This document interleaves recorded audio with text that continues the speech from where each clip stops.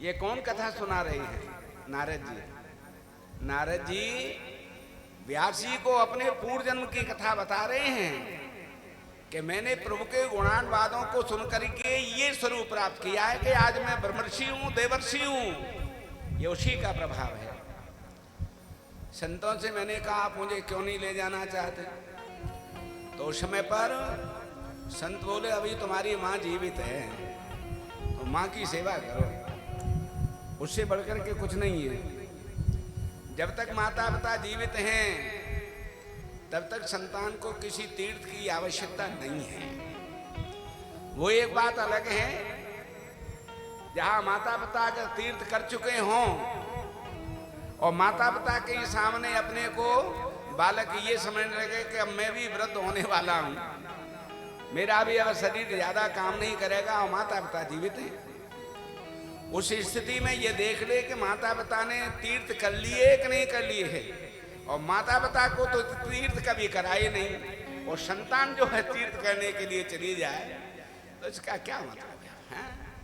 जो तीर्थ माता पिता हैं सबसे पहले उनका सम्मान करो, उनकी सेवा करो, उससे बड़ा तीर्थ कोई नहीं है। दूसरा, संपूर्ण तीर्थों का फल माता पिता हैं, ये सोच करके उनकी सेवा करो कि आज इन्हीं के कारण हम इतने बड़े होकर के समर्थ हैं। दूसरा कोई कारण नहीं। माँ ने 9 महीने तक अपनी कोख में रखा, प्रसव पीड़ा को सहा और इसके बाद में जन्म दिया मुझे और पाल पोस करके बड़ा किया।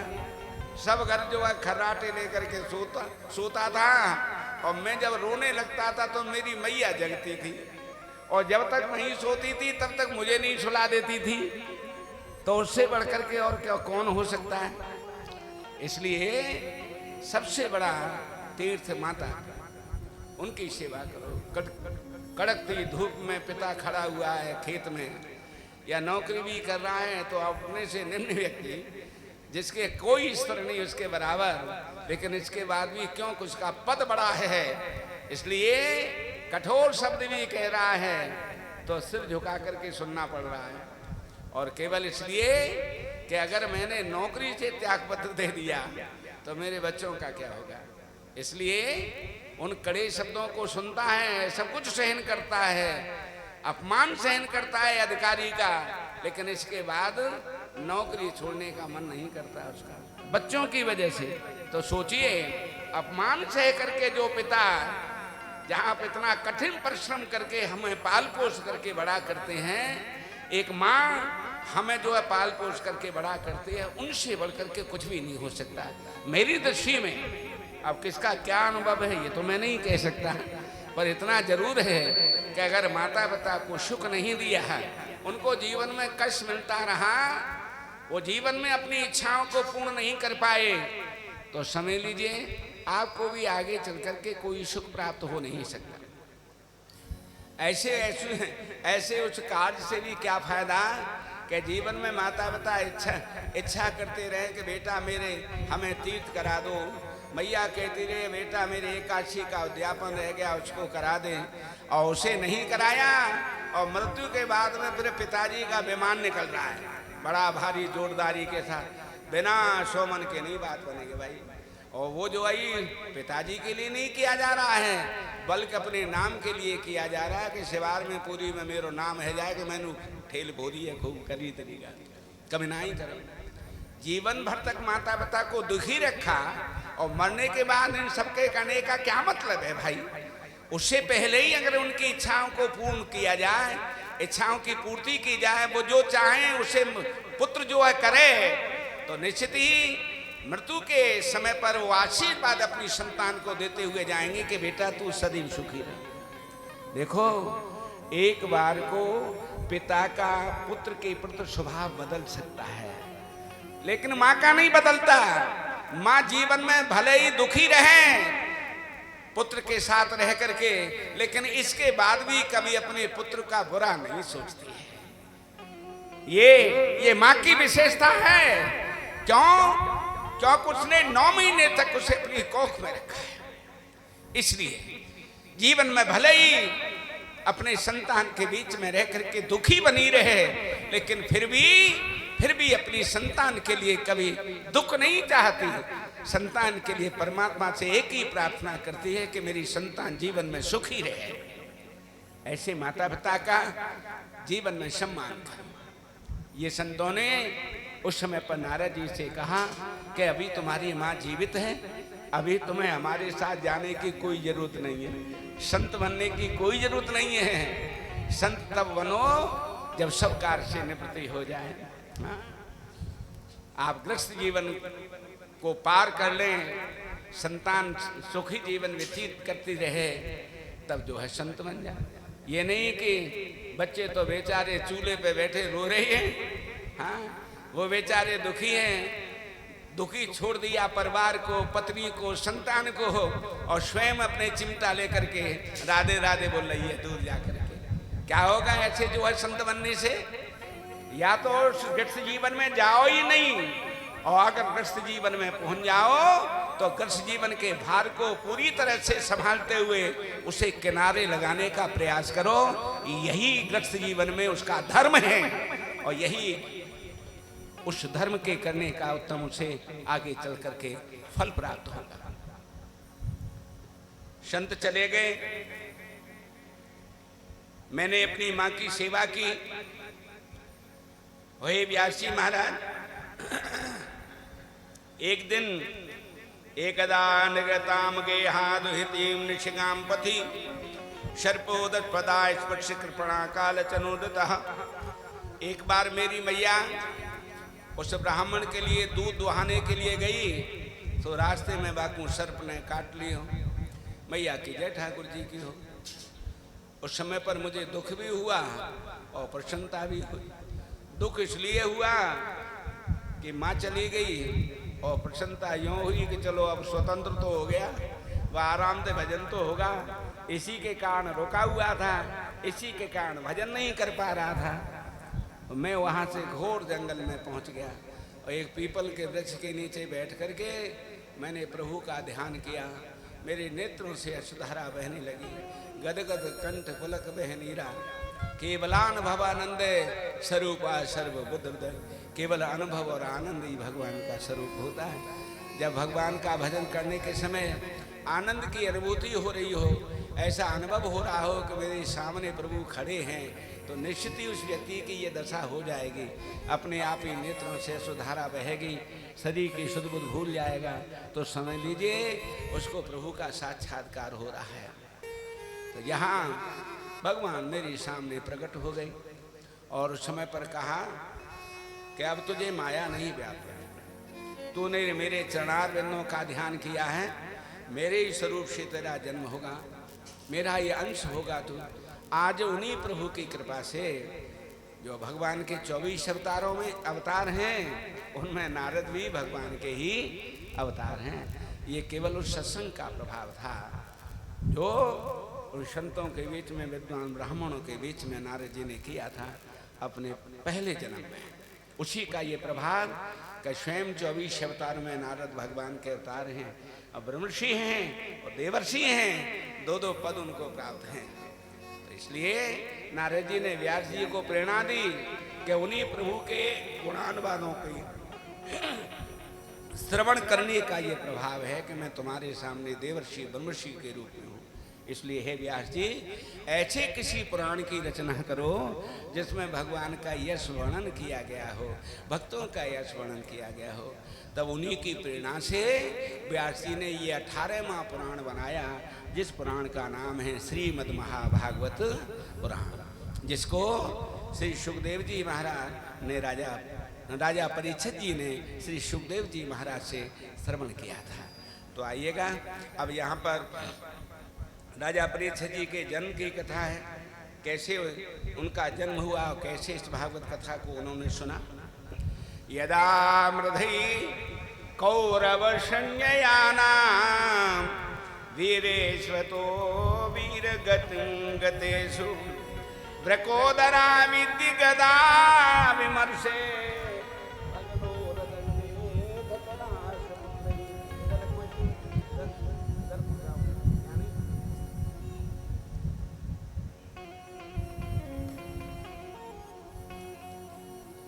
यदा मृधै कौरव संजयानां वीरेश्वतो वीरगतिं गतेषु ब्रकोदरा विद्य गदा विमर्शे भगनोरदंडे धतराष्ट्रपुत्रै।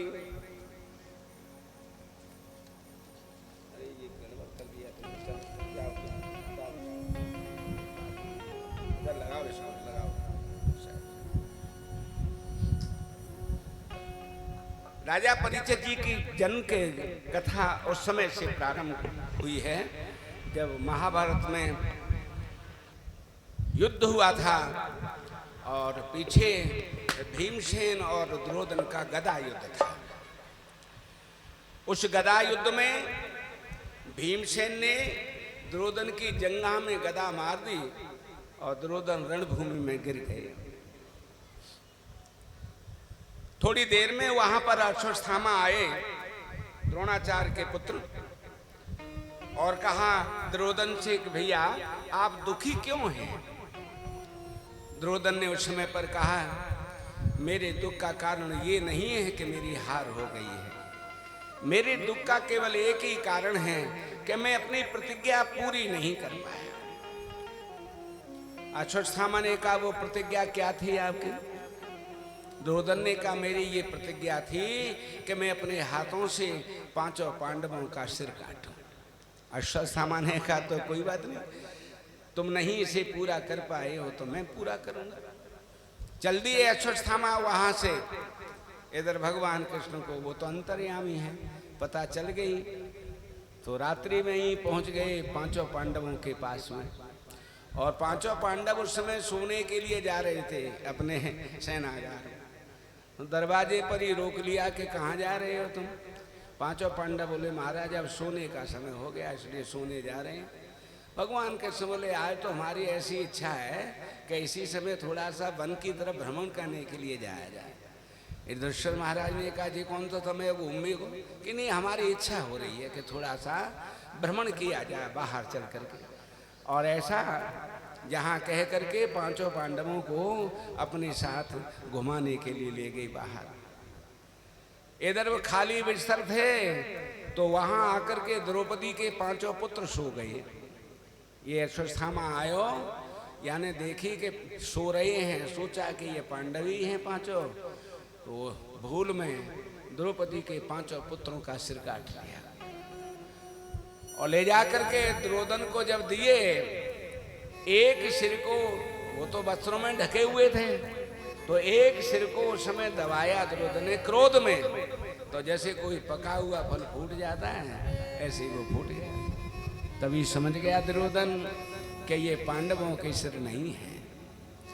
वस्त्र हटा करके देखा तो वो द्रौपदी के 5 पुत्र। उस समय बड़ा दुखी हुआ दुर्योधन, रोने लगा। रोते हुए कहा करे अश्वत्थामा ये तुमने क्या कर दिया? तुमने तो हमारे कुल का ही नाश कर दिया। चाहे कैसो है जाए बैर, वक्त पे अपने की आवे। इतनी दुश्मनी थी, कैसा बैर था पांडवों से, लेकिन संतान को देख करके, उन पांडवों की संतान को देख करके रो रहा है दुर्योधन। और अश्वत्थामा से कह रहा है अश्वत्थामा तुमने हमारे कुल का नाश कर दिया। अरे हमारा बैर केवल हमें अपने भाइयों से था, इन पुत्रों से नहीं था। दुर्योधन को ये वरदान मिला हुआ था कि एक ही समय पर तू हंसेगा और एक ही समय तू रोएगा और तेरी आंखों से आंसू निकल करके धरती पर गिरेंगे, तभी तेरा प्राणांत होगा। और वो सब तिथि मिल गई। उन द्रौपदी के 5 पुत्रों का सिर देख करके तो खिलखिला करके हंसा पहले तो, और जब ये देखे कि ये द्रौपदी के पुत्र हैं तो फिर रोने लगा। पहले तो पांडव समझ रहा था ये 5 पांडव हैं, युधिष्ठिर भीम नकुल सहदेव अर्जुन आदि। द्रौपदी के पुत्रों को देखा तो रोने लगा और रोने के समय पर उसके आंसू धरती पर गिरे, दुर्योधन का प्राणांत हो गया। इधर मालूम हुआ द्रौपदी को कि मेरे पुत्रों को अश्वत्थामा ने मार दिया। बहुत रोई द्रौपदी उस समय पर। माता शिशूनां निधनं सुतानां निशम्य घोरं परतप्यमाना तदारुदेवाश्विकलाकुलांची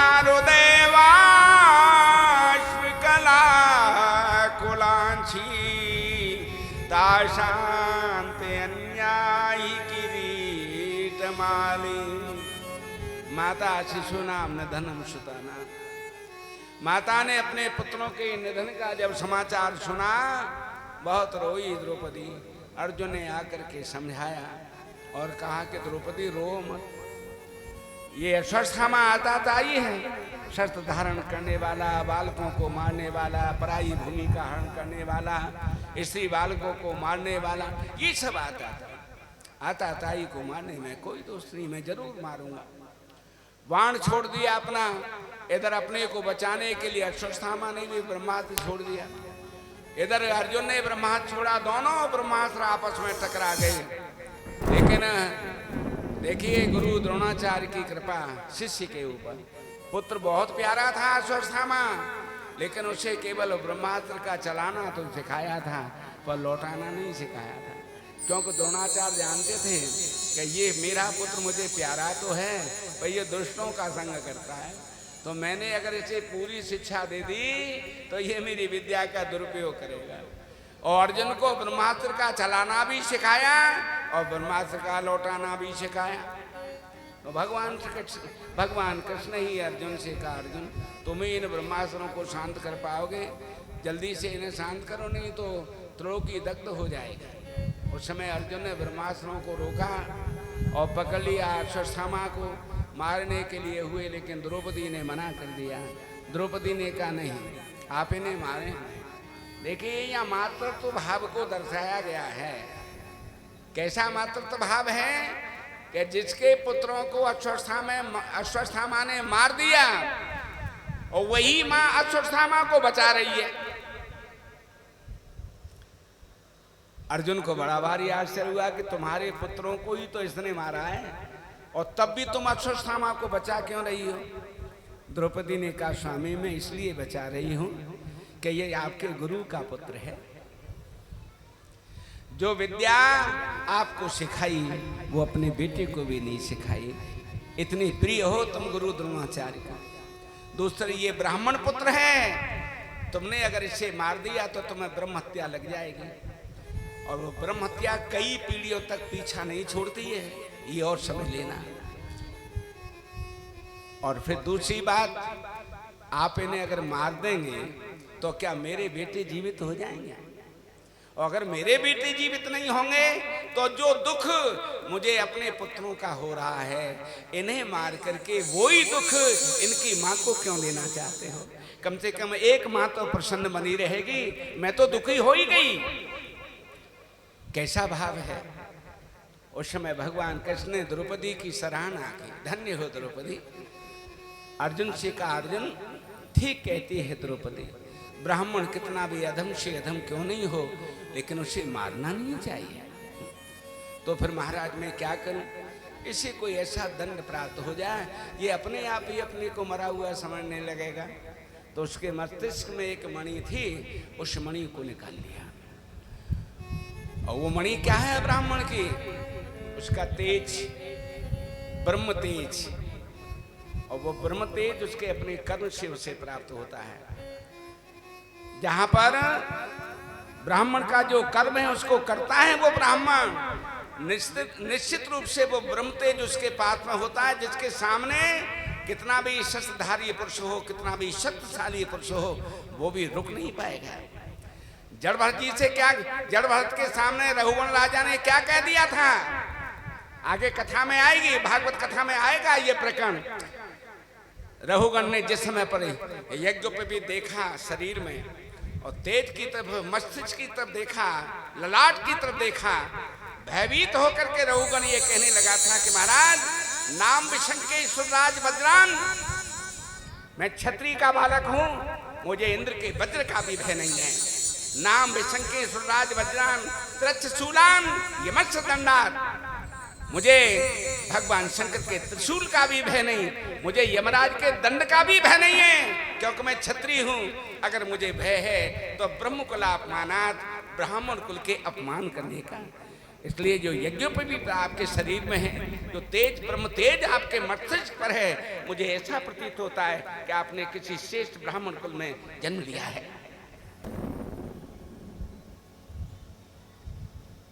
तो तेजी समाप्त हो जाएगा, ब्रह्म तेजी नहीं रहेगा, तो फिर भयभीत कौन होगा? भयभीत उससे व्यक्ति होता है जब सामने देखता है कि इन्होंने एक शब्द भी मेरे लिए क्रोध में कुछ कह दिया तो मेरा विनाश हो जाएगा। ये उसके भजन का प्रताप, उसके ब्रह्म तेज का प्रताप होता है। कोई व्यक्ति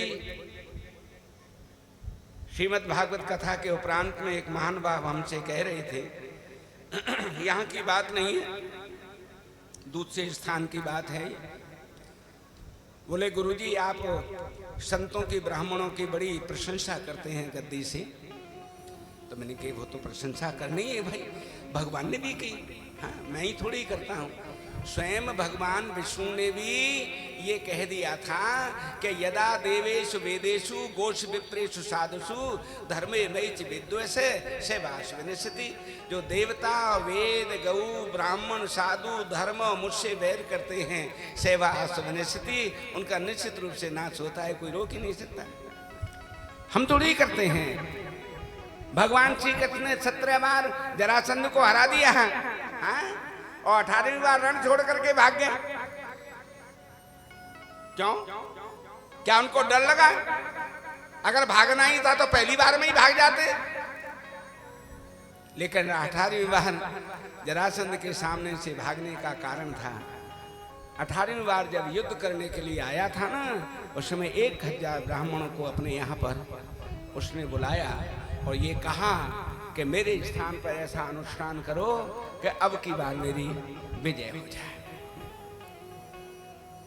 और अगर मेरी विजय नहीं हुई तो तुम्हें मृत्यु दंड निश्चित है, ये समझ लेना। तो भगवान कृष्ण ने अपने मन में विचार किया कि जीत तो मैं इसको 98वीं बार भी सकता हूँ, पर ये दुष्ट ब्राह्मणों का वध कर देगा, इसलिए मुझे हार स्वीकार है, ब्राह्मणों का वध स्वीकार नहीं है। रण छोड़ करके भाग गए। और ब्राह्मणों ने भी एक अलग नाम रख दिया, क्योंकि नाम रखने वाले हमैया, कोई और थोड़ी रखता है। एक नाम रख दिया रणछोड़। महाराज चिंता मत करो, आप हमारे लिए भागे और रण छोड़ करके, तो एक नाम और रखे थे रणछोड़ भगवान। और कोई और पूजा करे या न करे, हम करेंगे आपकी पूजा। सबसे पहले हम उनकी पूजा करते हैं, आरती करते हैं, और उन्हें सबसे पहले भोग लगा करके इसके बाद में बैठ करके खाते हैं।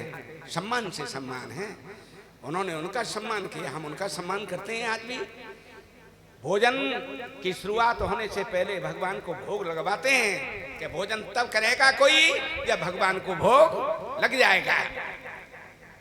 तो भैया सम्मान दूसरों का करोगे तो सम्मान आपको मिलेगा। अपने अपने कर्म पर आरूढ़ व्यक्ति को होना चाहिए, कर्म से किसी को पतित नहीं होना चाहिए।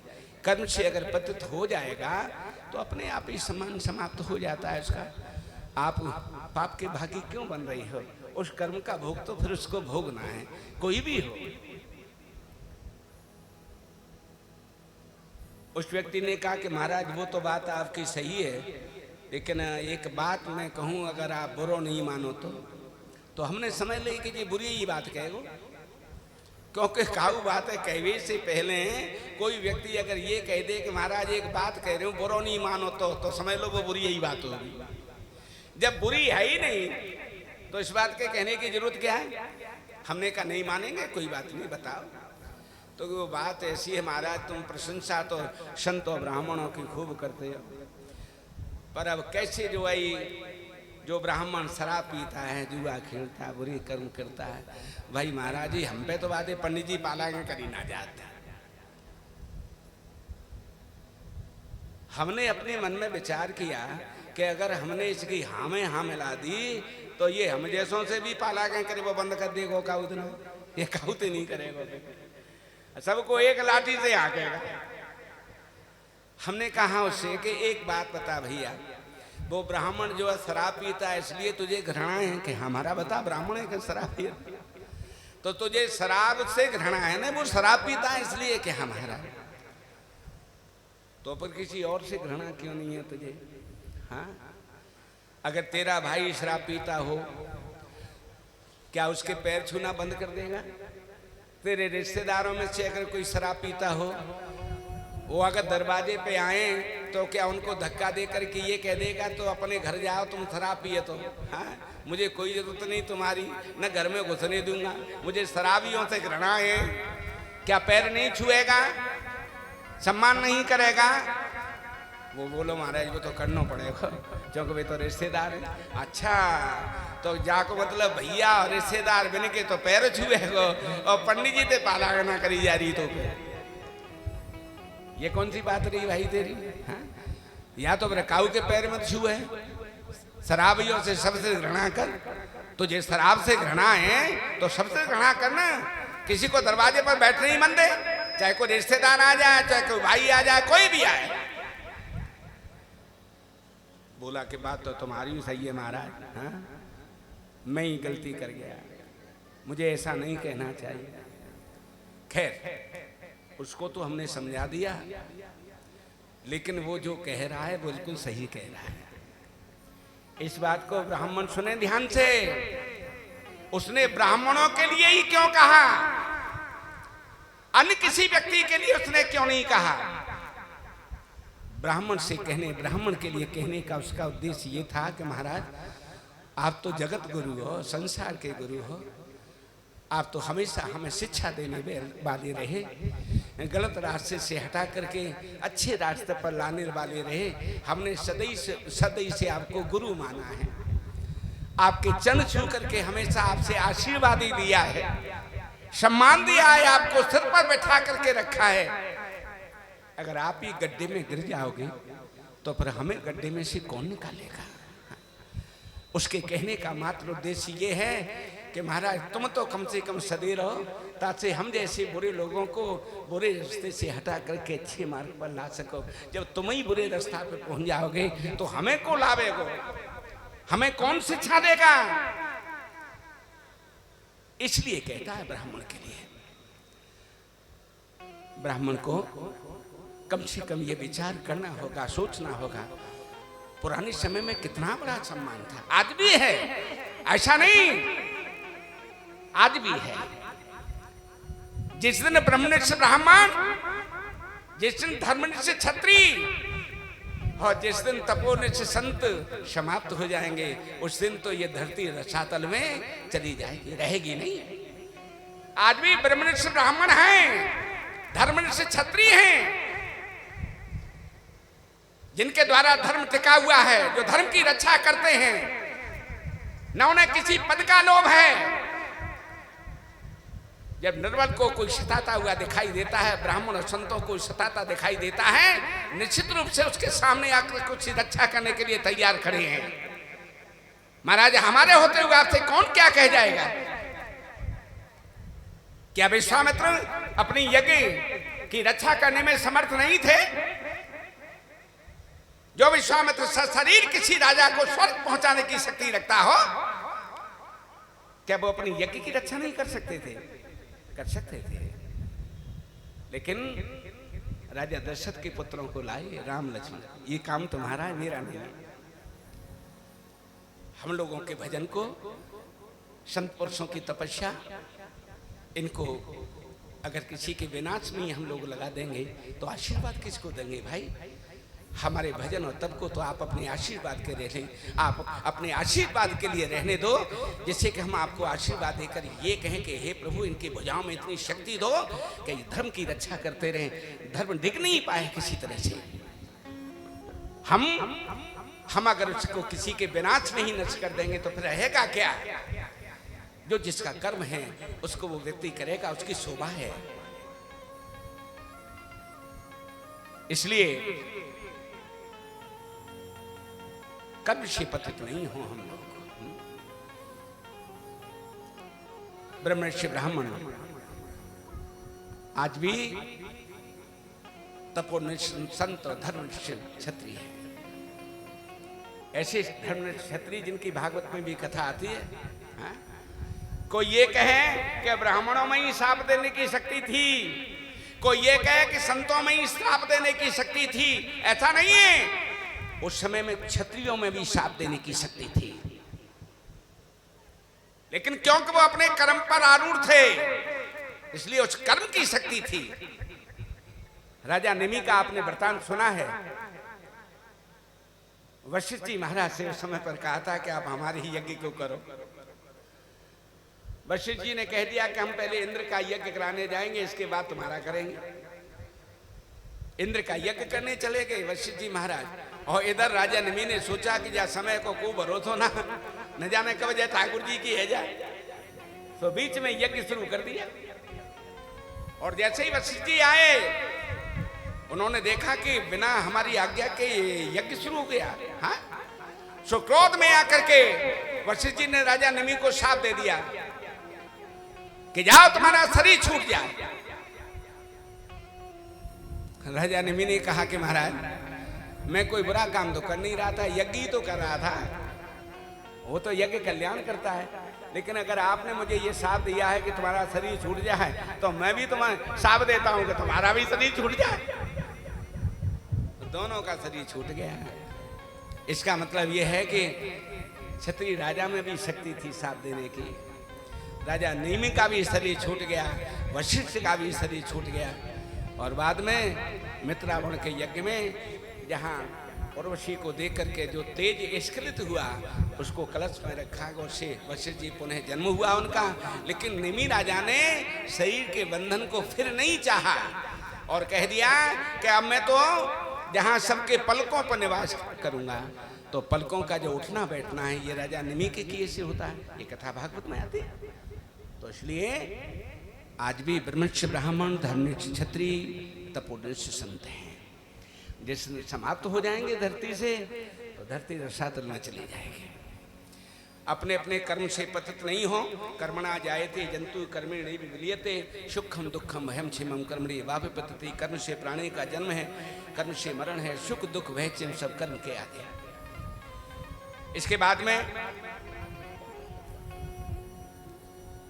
छोड़ दिया इस अक्षस्थामा को मणि निकाल कर।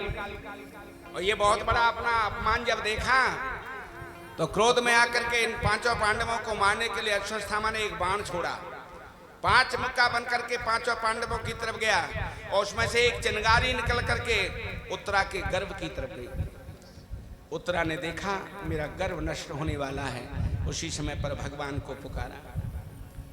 पाए पाए महायोगिन देव देव जगतपते, नान्यम तद्भयम पश्येत मृत्यु परस्परम।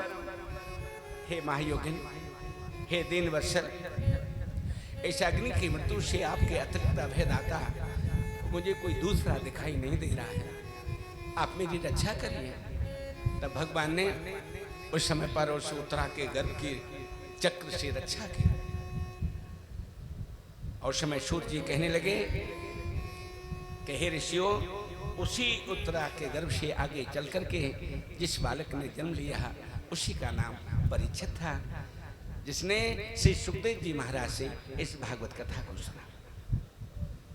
जन्म के समय पर पांडव बड़े भारी प्रसन्न हुए। जोशी ब्राह्मणों से पूछा कि महाराज आप ये बताइए कि हमारा बालक हमारी तरह से इसे संघर्ष करना पड़ेगा या इसे कोई सुख आगे चल करके प्राप्त होगा। उस समय ब्राह्मणों ने कहा कि महाराज आप चिंता नहीं करें, पार्थ प्रजापिता साक्षात इक्ष्वाकु रूप मानव, तुम्हारा जो पुत्र है निश्चित रूप से इक्ष्वाकु राजा की तरह से इसका सर्वत्र जो है प्रकाश फैलेगा। ब्रह्मणिया सत्य संरक्षय, ब्राह्मणों का रक्षक होगा, सत्यवादी होगा। ये संपूर्ण पृथ्वी का राजा होने के उपरांत बस इसके लिए केवल एक ही कष्ट होगा आगे चल करके, और वो क्या होगा कि तच्छकायात्मनोमृतम तच्छका आत्मोमृतम दुजपुत्रोपसर्जताम दुजपुत्र दुजपुत्र ब्राह्मण के पुत्र के शाप के कारण इसकी 7वें दिन तक्षक सर्प के काटने से मृत्यु होगी। लेकिन उसके लिए तुम्हें चिंता करने की आवश्यकता नहीं है। जिस समय पर ये मृत्यु के विषय में सुनेगा तो उस समय पर सब का त्याग करके ये गंगा के किनारे चला जाएगा, जहाँ भागवत कथा को श्रवण करके अंतिम समय पर इसका मोक्ष होगा। युधिष्ठिर महाराज ने कहा चलो आखिरी समझना चाहिए, आखिर सही तो सब सही। इसके बाद में समय व्यतीत होता गया। यहाँ एक बार भगवान श्री कृष्ण ने सभी को बुलाया और उनसे कहा देखो अब हम अपने स्थान पर प्रस्थान करने वाले हैं, अगर आपको अब कुछ हमसे मांगना है, प्राप्त करना है तो मांग लो। सब ने मांगा, लेकिन कुंती ने कुछ भी नहीं कहा। तब समय पर भगवान ने कुंती बुआ की तरफ देख करके कहा कि बुआ मुझसे सबने मांगा, कुछ न कुछ प्राप्त किया, लेकिन आपने मुझसे कुछ नहीं मांगा। बुआ ने कहा कृष्ण मुझे कुछ देना चाहते हो? कि हाँ बुआ मांगो, जो आप कहोगे वही मैं दूंगा। उस समय बुआ ने आंखों में आंसू लेकर के कहा कृष्ण अगर तुम मुझे कुछ देना चाहते हो तो मैं तो ये चाहती हूँ कि जितने दुख मेरे ऊपर आए हैं उनसे भी कहीं ज्यादा दुख मेरे ऊपर आए, और मुझे कुछ नहीं चाहिए। सबको बड़ा भारी आश्चर्य हुआ कि कोई तो सुख चाहता है और ये कुंती दुख चाहती है। दुख क्यों चाहती है? क्योंकि दोहे में कहा गया है दुख में सुमिरन सब करें और सुख में करे न कोई, जो सुख में सुमिरन करे तो दुख काहे क्यों हो। जब व्यक्ति को दुख मिलता है तभी भगवान का भजन करता है। कौन करता है सुख में भगवान का भजन? हाँ, धनदान से जब परिपूर्ण हो जाता है ना, धनवान हो जाता है, और धनवान हो जाने के उपरांत में जहाँ पूरी तरह से समर्थ, बच्चे समर्थ, स्वयं समर्थ, अनेक जो है पद जो है अपने पास में प्राप्त उसे जब हो जाते हैं तो फिर ठाकुर जी के मंदिर जाना उसका बंद हो जाता है। फिर भागवत अगर जो है रास्ते में शोभा यात्रा में निकल रही होगी, नहीं शोभा यात्रा जब भागवत की निकल रही होगी गांव में, तो उस समय भागवत जो साक्षात भगवान का कृष्ण का स्वरूप है।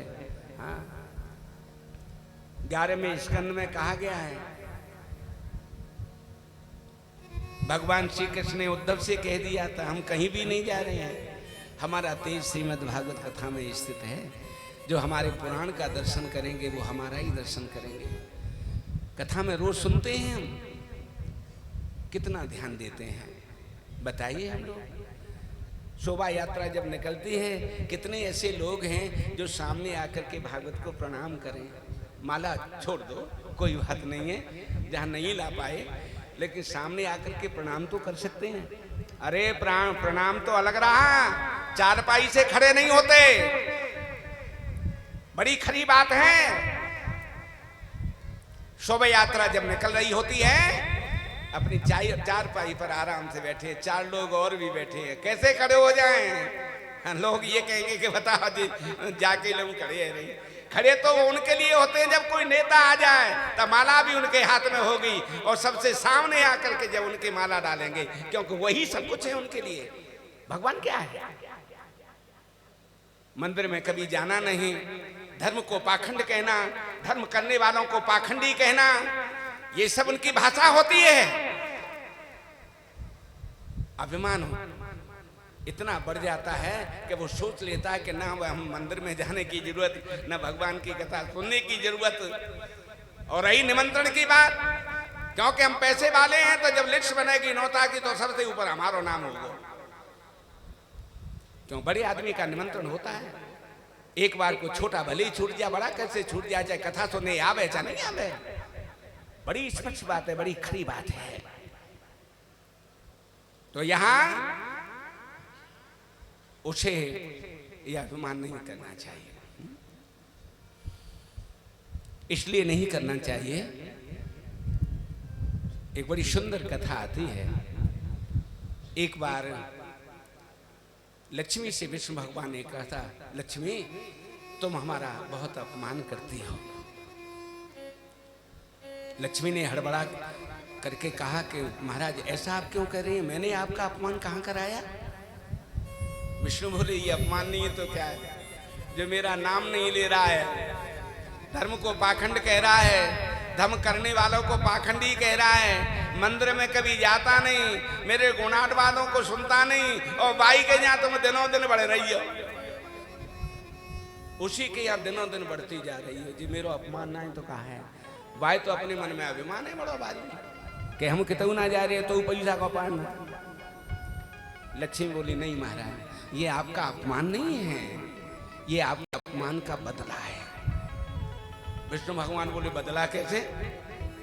उस समय लक्ष्मी बोली महाराज, जब दीपक बुझने पर आता है तो बाकी लौ तेज होती है। जब दीपक बुझने पर आता है तो उसकी लौ तेज हो जाती है, बड़ा भारी प्रकाश होता है घर में, लेकिन जब ज्यादा जो है प्रकाश है वो रह जा तो समझ लो जी बुझबे बारो। इसलिए जब धन व्यक्ति के घर में बढ़ता है और वो आपका नाम लेना बंद कर दे, आपके गुणानुवादों को सुनना बंद कर दे, आपके दर्शन करने के लिए मंदिर में जाना बंद कर दे, तो आप ये बताओ क्या मैं उसके घर पर रहूंगी? अरे जो मेरे पति का सम्मान नहीं कर रहा है उसके घर में मैं कैसे रह जाऊंगी? पर मैं उसके यहाँ इसलिए जल्दी जल्दी बढ़ती हूँ कि बेटा तू अगर देवालय की तरफ नहीं जा रहा है तो कम से कम मंत्रालय जाना तो शुरू कर दे, एक तरफ तो जा, जिससे मैं जल्दी से 2 लात मार करके तेरे घर से आऊं। मैं उसे कुमार की तरफ मोड़ देती हूं, बुरे रास्ते की तरफ पहुंचाती हूं कि तू अगर देवालय नहीं जा रहा है मंत्रालय जाना शुरू कर बेटा, जैसे मैं जल्दी जाऊं तेरे यहां से। और ऐसी स्थिति में जब देख लेती हूँ कि हाँ ये पहुंच गया, अब कोई चिंता की बात नहीं है, अब तो बर्बाद अपने आप होना है, तो 2 लात मार करके चली आती, रहती नहीं उसके यहाँ। विष्णु भगवान ने कहा लक्ष्मी ये बता तुम रह कैसे सकती हो? बाकी ना बनी रहो, ऐसा को उपाय है? लक्ष्मी बोली हाँ बिल्कुल सरल उपाय, वो आपको पकड़ के रखे। पंडित जी कितनी सुंदर बात है। लक्ष्मी क्या कहती है? मैं उसके यहां से नहीं आऊंगी, अगर वो आपको पकड़ करके रखे तो तुम बाकी घर रहोगे तो मुझे तो तुम्हारे संग रहना हो। कोई पतिव्रता स्त्री अपने पति को छोड़ करके क्यों चली जाएगी भाई? जब हम विष्णु भगवान को पकड़ करके रहेंगे तो लक्ष्मी को तो उनके पास में रहना है, धक्का भी देंगे तब भी नहीं जाएगी। विष्णु भगवान को पकड़े रहेंगे तो विष्णु भगवान का भोजन क्या है? अहंकार। वो अहंकार को खाते हैं। जब परमात्मा को प्रभु को पकड़ करके रखेंगे, उनके गुणानुवादों का आनंद लेते रहेंगे, नित्य प्रति जो है नियम से भगवान के मंदिर में जाके दर्शन करेंगे। अरे ज्यादा नहीं भैया, खड़े हो जाओ बस, बिन्ने के शकल दिखाए, ज्यादा समय नहीं है किसी के पास में, बैठने को समय ना तो कम से कम खड़े हुए को समय ना कि भगवान के सामने जाकर के हाथ जोड़ लें, इतना भी समय नहीं है क्या? तुलसीदास जी ने कितनी सुंदर बात कही है। एक घड़ी आधी घड़ी, आधी में पुनियाद। एक घड़ी में कितनी मिनट हो गई? 2.5 घड़ी का 1 घंटा होता है, 1 घंटे में 60 मिनट होती हैं। तो इसके बाद में 1 घड़ी में 24 मिनट रहेगी, ज्यादा समय नहीं है। तो सत्संग में जाके, ये सत्संग ही है, क्या है? भगवान की कथा जहाँ हो रही है सत्संग हो रहा है।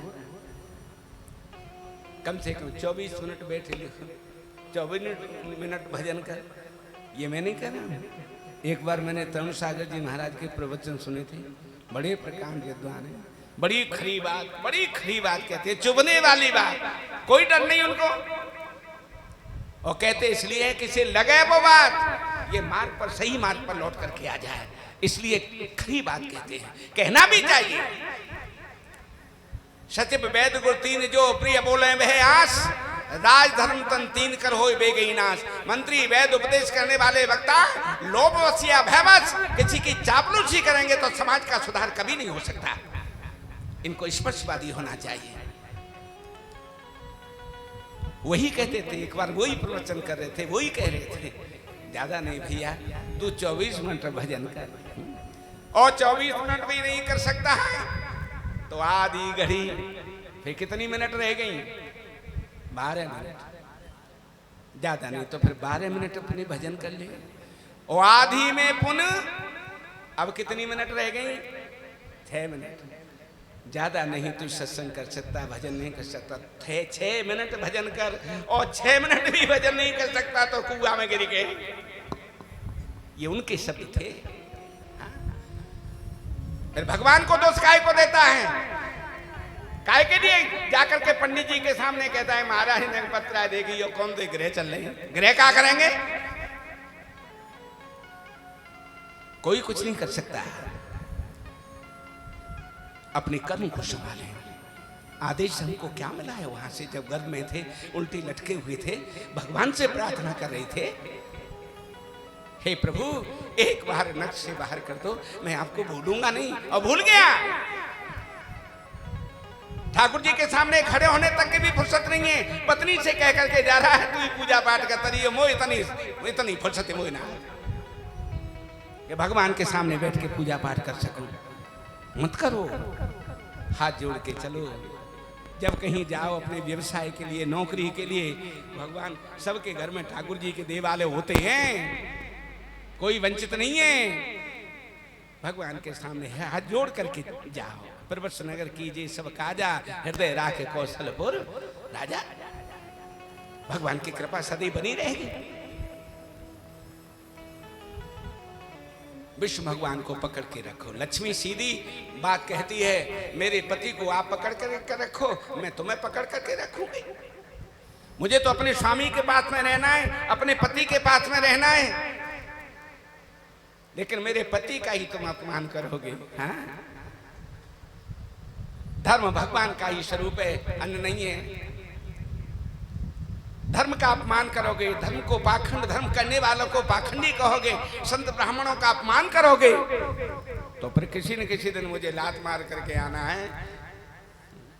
कोई कुछ नहीं करेगा। भैया काकुशन जी से गौड़ जी महाराज ने ये प्रश्न किया था कि महाराज ये बताओ, अगर का व्यक्ति ये कष्ट हो तो वो कष्ट कैसे दूर होगा, यह बताओ।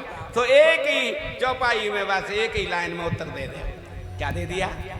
निज अनुभव में, निज अनुभव में कहूँ खगेशा,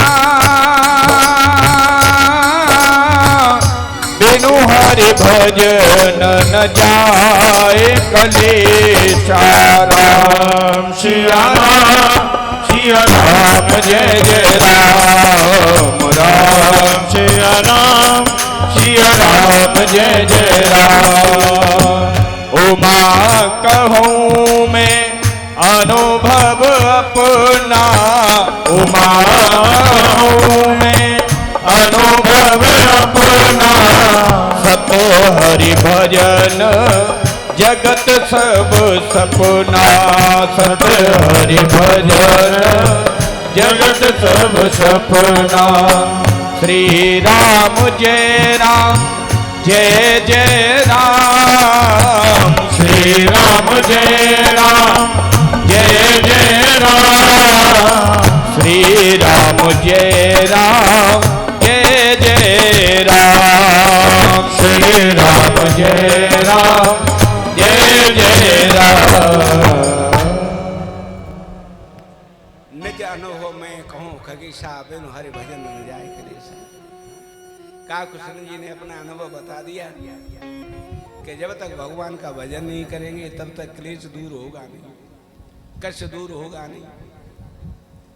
बहुत जरूरी है हमारे लिए। ग्रह क्या करेंगे भाई? एक बात बताओ, कौन सा ग्रह चल रहे हो जाए पूछ भी कि क्या जरूरत पड़ेगी? ग्रह तो उनके अधीन है सबके सब, जिनको हम पकड़ करके बैठे हैं उनके अधीन है सब ग्रह। ग्रह तो तब असर करते हैं जब बड़े को हाथ छोड़ देंगे। परमात्मा को हम छोड़ देंगे तो ग्रह तो अपना पर असर दिखाएंगे। ऐसे जबर व्यक्ति ये पकड़ के रखो ताकि ढंग को नहीं आ पावे, कोई पास नहीं भटके। जबर को हाथ धरो होगो फिर क्या करेगा कोई? बातें जा जबर कोई ना, परमात्मा से उससे बड़ा कोई नहीं है। चलती चाकी देख कर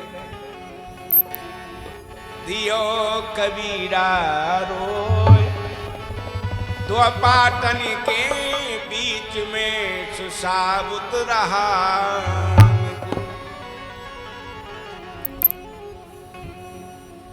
पाटों के बीच में पहुंच जाएंगे तभी पिसेंगे, लेकिन अगर वो ब्रह्मरूपी जो कीली है ना वो पकड़ रखी है तो वो पाट भी कुछ नहीं कर पाएंगे। हाँ। बीच में कीली से जो दाना चिपक के रह गया पाट कुछ नहीं बिगाड़ पाए उसका। अब वो कीली क्या है? वो कीली ब्रह्म है। इसे परमात्मा को हम पकड़ करके रखें। भगवान को अगर पकड़ लिया तो उन प्रभु ने पहले ही कह दिया है, कल भी हमने वो चौपाई आपको बताई थी, और रोजाना इन 7 दिनों में रोज एक बार आपके सामने चौपाई को कहेंगे, जैसे स्वर्ण अक्षरों में आप अपने हृदय पर अंकित कर लें। जीवन में आपको कभी कष्ट नहीं होगा, जीवन में कभी आप घबराएंगे नहीं। वो ऐसा मंत्र है, वो चौपाई नहीं है, एक तरह से वो मंत्र है आपके लिए, जो भगवान श्री राम ने कहा है हम लोगों के लिए।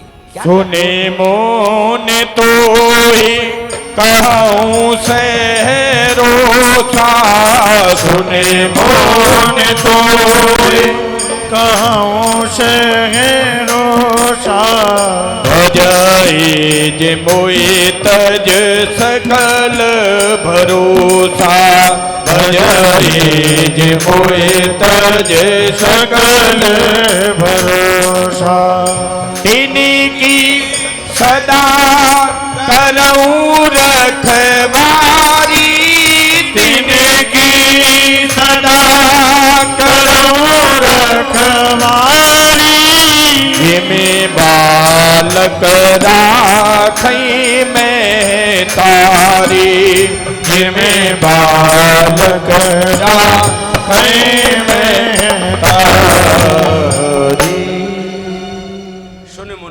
कहूँ शहरोषा, भजय जिमो तज सकल भरोसा, तिनकी सदा करो रखवारी, जिम बालक राखे महतारी। भगवान कहते हैं जो मेरा भरोसा करता है उसकी मैं ऐसे रखवाली करता हूँ जैसे मैया गोद के बालक की। परमात्मा पर भरोसा करके चलो, परमात्मा को पकड़ करके रखो। आज कुंती ने इसीलिए दुख मांगा कि मैं दुखी रहूंगी तो इसका ध्यान तब भी करती रहूंगी। ये दुख में ही दौड़ करके आता है, दुख में जब इसको बुलाते हैं ना तब रक्षा करने आता है। सुख में जाए आवे की जरूरत का है, और न कोई सुख में जाकर ध्यान करे। द्रौपदी ने पुकारा, दौड़ करके लाज बचाई इसकी। दुर्वासा जी जब पहुंच गए वन में, जिसे देख करके द्रौपदी दुखी हो गई कि पात्र में कुछ नहीं है, अब ये पात्र दूसरे दिन जाकर के भोजन देगा। फिर पुकारा, हे कन्हैया मेरी रक्षा कर। दौड़ करके आ गया, कर ली रक्षा, इसलिए दुख मांगा। भगवान कृष्ण ने कहा, बुआ ये मांग करके तो तूने मुझे अब बांध लिया, अब मैं कहीं भी नहीं जा पाऊंगा। गठबंधन जो ना करे और मांगत में सकुचाए, तिनके पीछे मैं फिरूं कहीं भूखे नहीं सो जाए।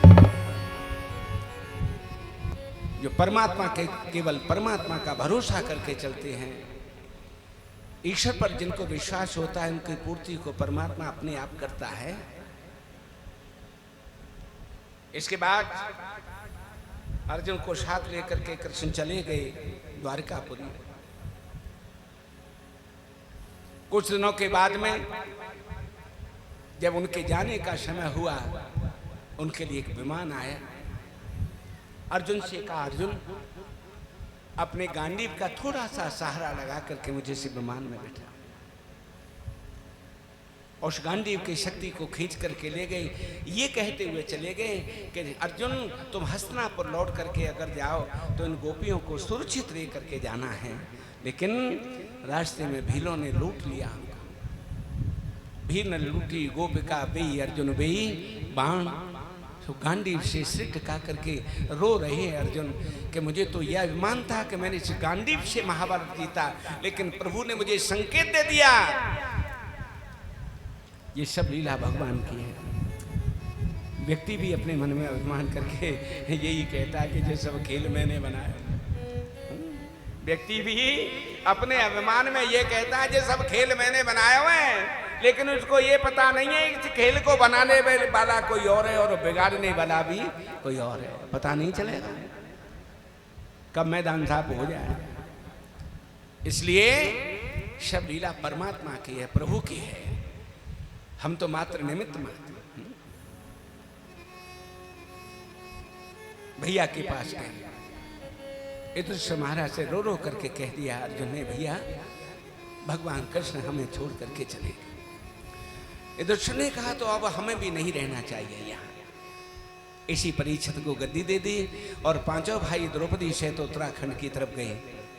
चारों भाइयों ने द्रौपदी सहित अपने शरीर को गलाया। वहीं पर भगवान शिव के दर्शन हुए भैंसे के रूप में। भीमसेन को पकड़ने के लिए भागे हैं, लेकिन पहाड़ को फोड़ करके उनका आधा हिस्सा नेपाल में पहुंच गया, जो पशुपति नाम से विख्यात है स्थान, जिसका लोग दर्शन करने के लिए जाते हैं। और जो पृष्ठभाग पीछे का भाग रह गया उसे केदारनाथ कहते हैं।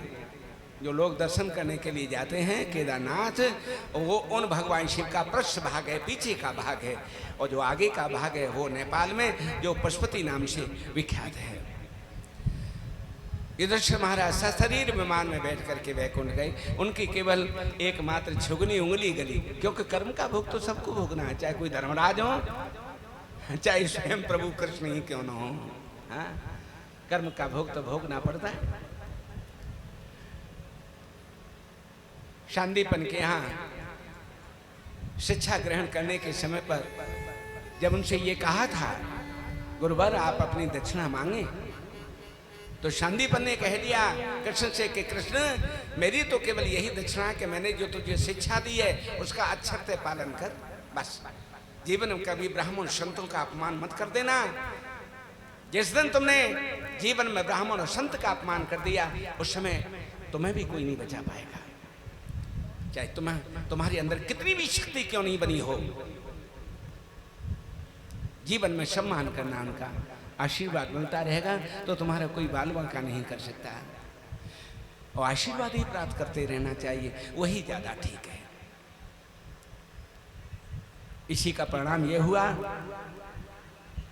भगवान श्री कृष्ण ने उस समय कहा कि गुरुवर ये तो सब बात मैं मानता हूँ, लेकिन बिना दक्षिणा दिए हुए मैं आपके ऋण से ऋण नहीं हो सकता।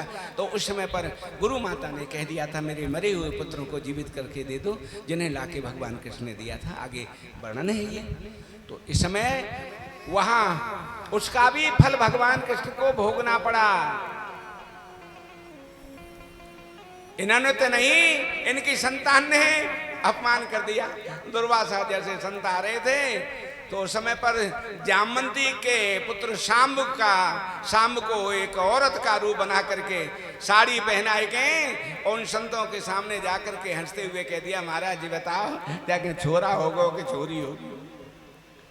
क्रोध में आकर के दुर्वासा जी ने कह दिया इसके वही होगा जो यदुवंश का नाश करेगा।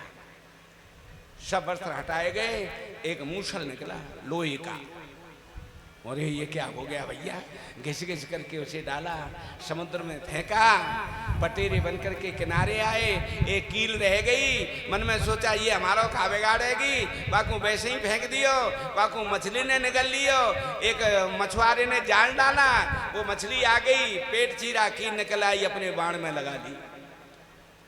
जो पटेरे किनारे पर आए उन्होंने तलवार का रूप धारण कर लिया एक तरह से, तो उस समय पर भगवान श्री कृष्ण के वंश में जो भी उनके संतान एक बार आपस में जहाँ लड़ना शुरू कर दिया, उन्हीं पटेरों को उखाड़ उखाड़ करके एक दूसरे में मारा। उधर विनाश, उधर दुखी होकर के वृक्ष के नीचे भगवान कृष्ण बैठ गए, अपने पैर पर पैर रख करके।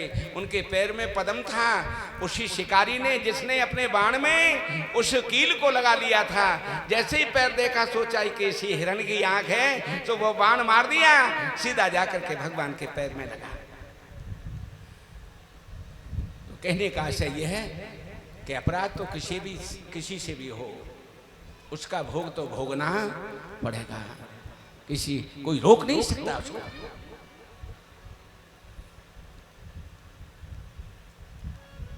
अब वो अपराध क्या हो गया था युधिष्ठिर महाराज से? अपराध केवल इतना हो गया था कि जिस समय पर द्रोणाचार्य को जीत नहीं पा रहे थे, मार नहीं पा रहे थे, उस समय विचार किया कि अब इनको कैसे जीता जाए। भगवान कृष्ण ने उपाय बता दिया और भीमसेन ने एक अश्वत्थामा नाम करके हाथी को मार दिया और चारों तरफ आवाज लगा दी कि अश्वत्थामा मारा गया, अश्वत्थामा मारा गया। और द्रोणाचार्य को जैसे ही ये समाचार मिला, उन्होंने मन में सोचा कि मेरा बेटा ही मारा गया। युधिष्ठिर के सामने जाकर के कहा, युधिष्ठिर ये जो मैं सुन रहा हूँ ये बात सत्य है? तो उस समय युधिष्ठिर ने कह दिया कि अश्वत्थामा मारा गया, लेकिन आगे ये कहना चाहते थे कि मुझे ये नहीं पता है कि नरोबा कुंजरोबा मनुष्य था या हाथी था। लेकिन इस बात को भगवान कृष्ण ने सुनने नहीं दिया। इतना तो सुन लिया अश्वत्थामा, उस समय द्रोणाचार्य ने कि अश्वत्थामा मारा गया, और जैसे ही आगे की बात कहने को थे, उसी समय भगवान कृष्ण ने जोर से शंख बजा दिया और शंख की ध्वनि में द्रोणाचार्य सुन नहीं पाए। उनको मन में विश्वास हो गया कि मेरा बेटा अश्वत्थामा मारा गया, शरीर शिथिल हो गया, धनुष बाण हाथों से गिर गए, और उसी समय पर धर्षध्वम ने खड्ग से और द्रोणाचार्य का सिर काट दिया।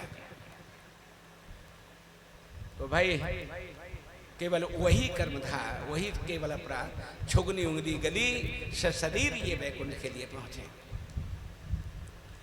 इसके बाद परीक्षित ने गद्दी को ग्रहण किया। आइएगा परीक्षित के वंश और इन्होंने किस प्रकार से राज किया, इसे हम आपके सामने वर्णन करते हैं, लेकिन 2 मिनट हरि कीर्तन के बाद में।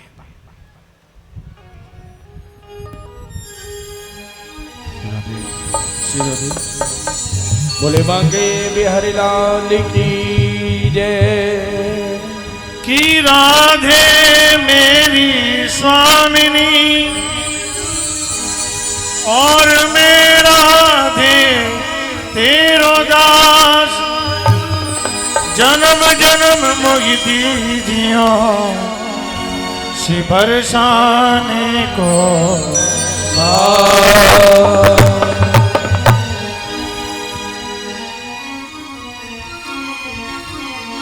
ओ मिसरी से मीठो नाम हमारी राधा रानी को।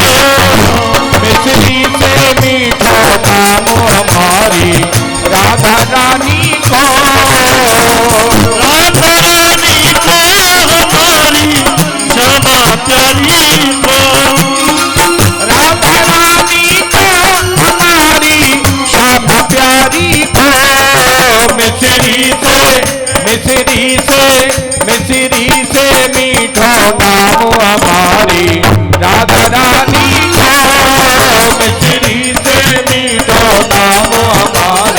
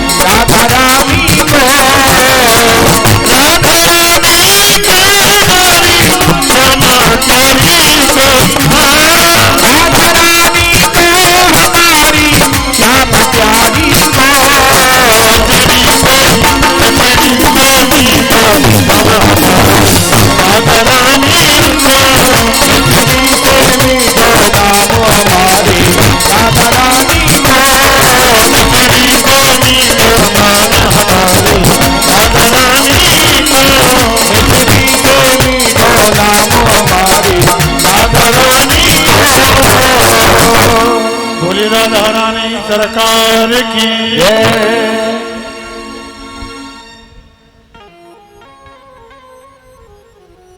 प्रभु कृपा से अगर ऐसा ही मौसम रहे तो 2-4 बच्चे कल ये साइड से जो गड्ढे हो गए हैं उधर, इन सबको साफ करके उधर भी मेटी बिछा देना, और साउंड वाले भैया इसमें से हटा करके आप इन्हें पीछे पहुंचाओ उस तरफ, तो जैसे कि आधी से ज़्यादा जगह तो तुम्हारे ये बॉक्स ये सब घेरे हुए हैं, इसमें उनको पीछे की तरफ पहुंचाना जिससे जगह हो जाए।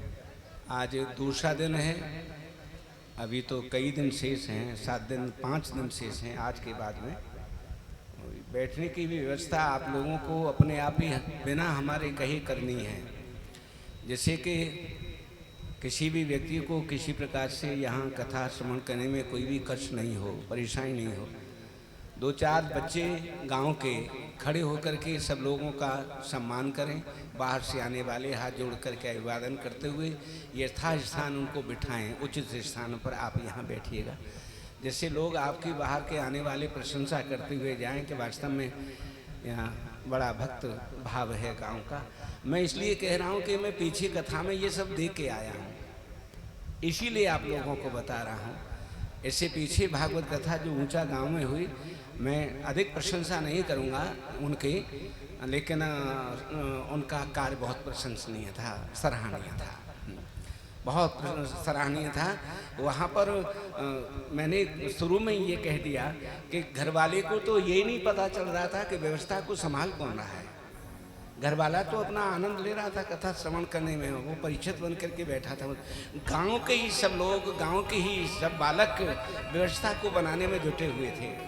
क्यों कि सबसे पहले बात जब ये आती है कि भागवत कथा कहाँ हो रही है, तो सब शुरुआत में ही व्यक्ति कहता है बजीरा गांव में। दूसरे नंबर पर है कि कौन करा रहा है, उसका नाम तो दूसरे नंबर पर है। पहले नंबर पर नाम किसका है? गांव का। कहाँ हो रही है? कि बजेरा गांव में।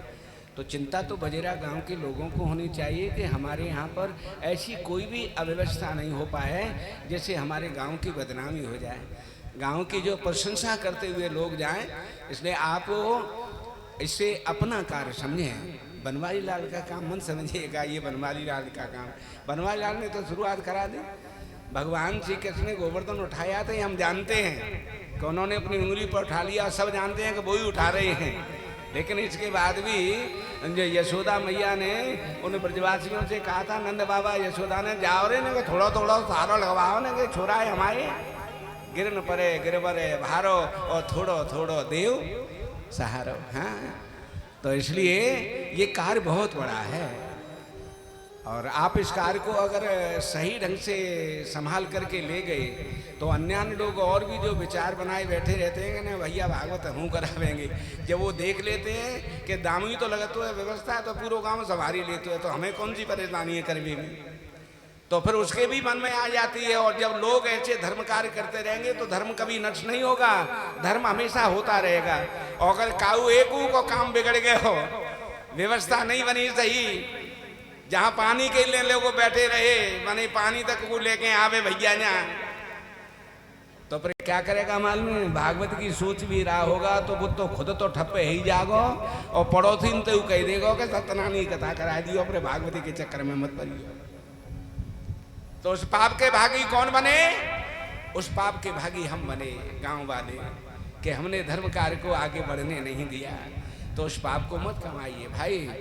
कराने वाले से ये कह दो कि कोई बात नहीं, तूने शुरुआत कर दी है, संभालेंगे हम, तुझे कोई चिंता करने की आवश्यकता नहीं है, तेरी शुरुआत हो गई, संभालने के लिए हम सब तैयार बैठे हैं।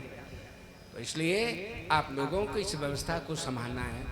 ये हम शुरुआत में इसलिए कह देते हैं क्योंकि अभी कोई बात नहीं, आज कल शुरुआत हुई है, आज दूसरा दिन है। धीमे धीमे धीमे धीमे जनता यहाँ बाहर की बढ़ना शुरू हो जाएगी, ये निश्चित समझ लें। बाहर की जनता, क्योंकि इस कथा के विषय में हमने वहाँ गद्दी से ऊंचा गांव में भी कह दिया था कि 6 जुलाई से बजेरा गांव में हमारी भागवत कथा शुरू होगी।